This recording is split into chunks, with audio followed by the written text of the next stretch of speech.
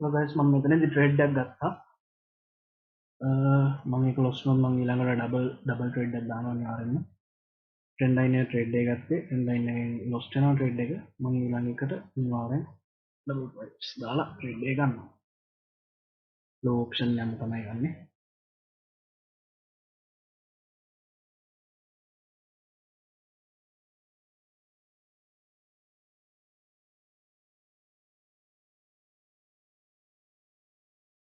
හරි මම මෙතන trade එක ගත්තේ මේ trend line එක cross කරලා ගිය හින්දා මේ trade එක බොහෝ දුරට ඉතින් 180ක percentage එකක් තියෙනවා.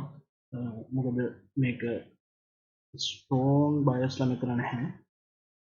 මට ඒක තේරෙන්නේ මෙන්න මේ candle එකේ.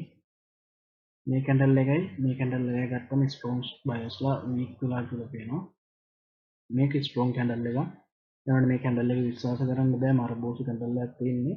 ඒක අපිට කිසිම වෙලාවක කොයිම වෙලාවකවත් විශ්වාස කරන්න බැරි candle එකක්.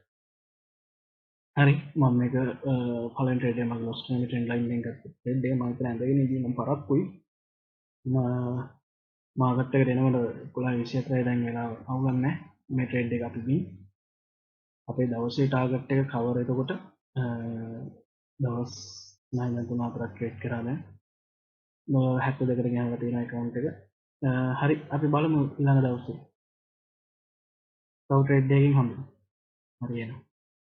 ඒ හැමෝටම අපි ඩොලර් 50 100ට ගෙනල්ලා අපි ඊට පස්සේ පුළුවන් ඩොලර් 100ක් 200ට ගෙනල්ලා අපි මම හිතාගෙන ඉන්නවා දවසින් දවස මොනවා හරි කරන්න.